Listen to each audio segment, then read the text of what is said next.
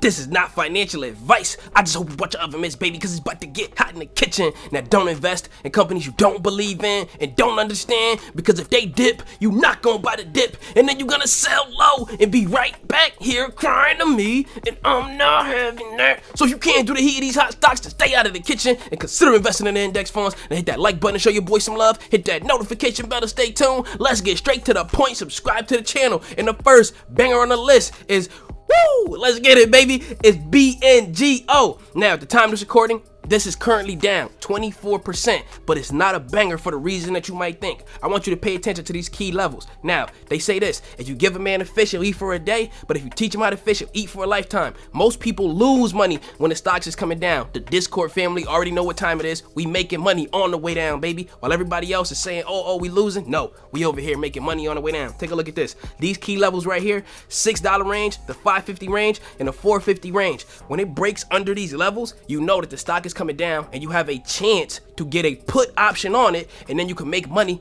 on the way down. Take a look at this. This is the options calculator for this put option that we got for the 16th. Basically, take a look at this.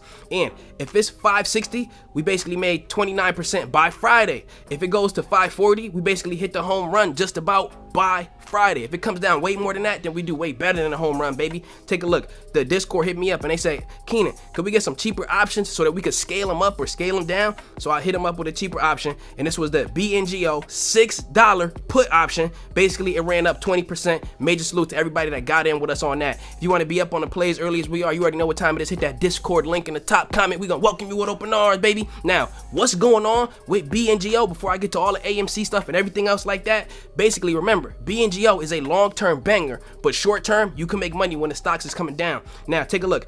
BNGO, I told you this before, but I want to update you so you know what's going on. BioNano's optical genome mapping, you know, we keep it real, we keep it raw. Their optical genome mapping, that's a tongue twister, exclusively featured at the 2021 European Cytogenomics Conference as a superior solution for genomics analytical data, basically for leukemia and other genetic diseases, compared to traditional techniques. So shout out to them for having a tool like that. That's huge. Now take a look. They got price targets now. The lowest price target is basically $10, and they just got this 7 days ago, family. The highest one is basically $14, and they picked this price target up basically 16 days ago. So it's a long-term banger, but short-term, you can make money on the way down. Now I want to give another shout out to another banger. I've been swinging the Apple flag for a long time. Take a look at this. Apple hit all-time highs today. Right now, it's $149.21. Shout out to Apple. Biggest dog in the game. The beast. The juggernaut. You already know what time it is. Now, how did they run up? We already know that the iPhone 13 is coming out. The new Apple Watch is coming out. All of this stuff is coming out in the fall.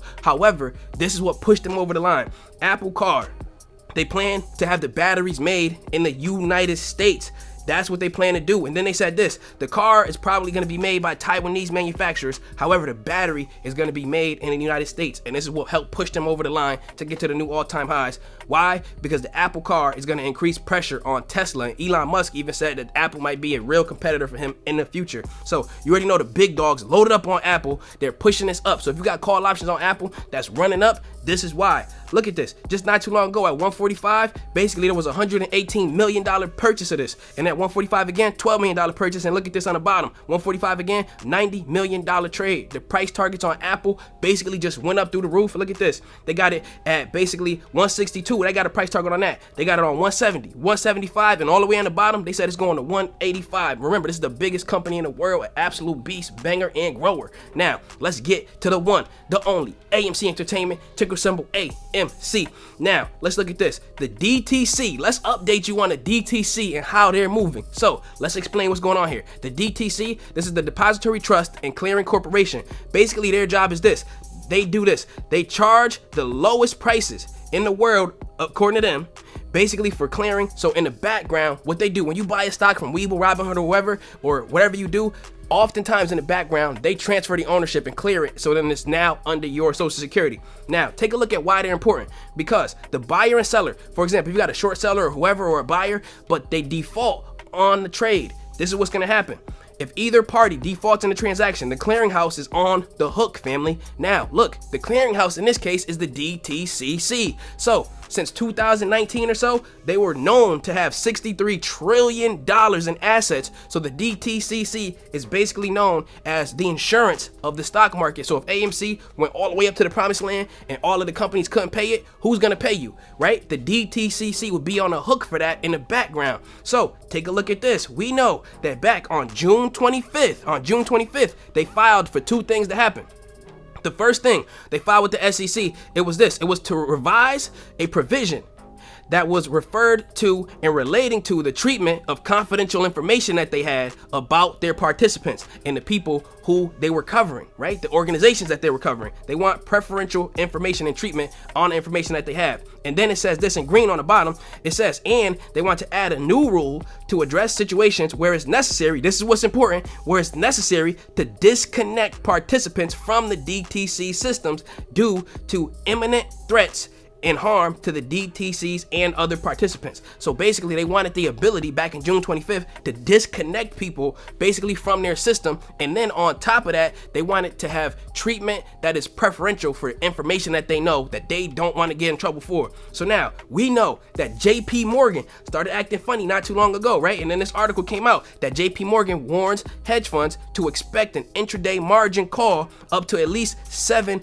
times a day after the Archegos, if I'm saying that correctly, who knows, but after they defaulted. Who was Archegos? Archegos basically lost $20 billion in 2 days. They lost $20 billion in 2 days, family. So now, basically, JP Morgan, they're gonna demand that the hedge funds post more cash during the day in case they lose value. So now, what is the DTC now trying to do? Look at this. It says that the JP Morgan and Chase account is being retired. It's being retired as of July 13th, 2021. Now, we didn't notice in the background, but JP Morgan knew that they were getting detached from the DTCC, aka the insurance on the stock market. So now they don't want to be on the hook. So what they're trying to do is get more and more and more margin and basically upping the stakes so that they are not on the hook and have to pay all of these crazy amounts. So now I want you to see this. We already know what time it is. We told you the other day that Ortex basically said the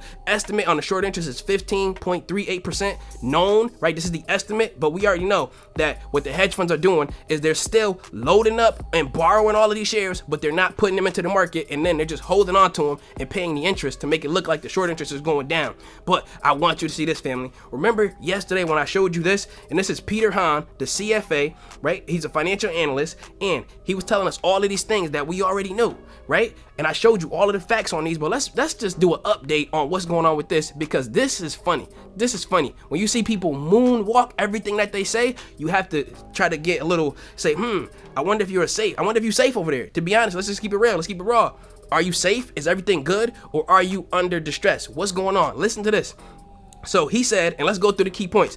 In purple, let's just skip to the purple one. It says Citadel, and this is his claims first. This is not the re-update on the claim. And he says Citadel is a market maker. Between them and their friend Virtue, they control 80% of the retail orders. Remember that, because he went back on that statement. He moonwalked it, right? But it's kind of it's suspect. It's suspect. Let's keep it like that. And then he said this: they can more or less dictate the price when the volume is low.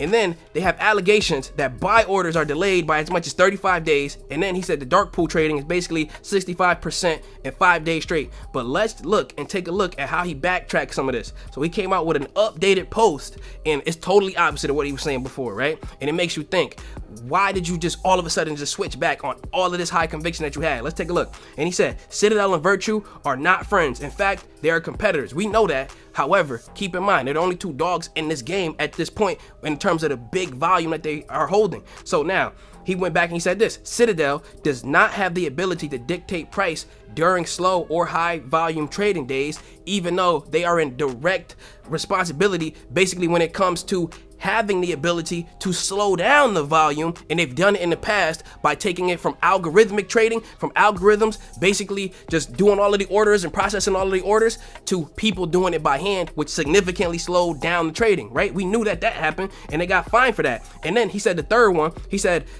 that it was a psychological warfare going on, but it doesn't exist at Citadel. Now Now he's saying that. But I just posted this on Twitter just recently, and I literally just proved, and I had the horse say it out his own mouth. Basically, Ken Griffin, he just literally told you that they are using psychological tactics to try to influence the market and to increase their own pockets, family. Follow me on Twitter at Keenan Grace so you could go and watch that. Now, take a look at this. Let's go back to this dude backtracking. He said, with that, I have decided to refrain from discussing Citadel in any capacity going forward. Again, why is this important, family? Because you got to think. Let's say that you were in some type of a relationship and then you started complaining that your significant other doesn't clean the house, they're not paying the bills, and then and you're on the news saying this. You're on the news. They don't clean the house, they're not paying the bills, and they don't do anything, la la la, right? You saying all of this stuff, and then you go home.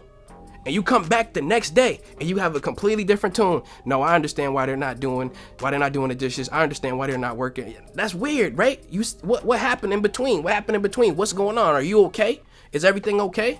Right? Are you safe at home? Like, this is what you start to think when you hear this stuff, baby. But again, it's a tough game out here. And if you can't handle the heat of these hot stocks, then stay out of the kitchen and consider investing in index funds. I love y'all. Take care.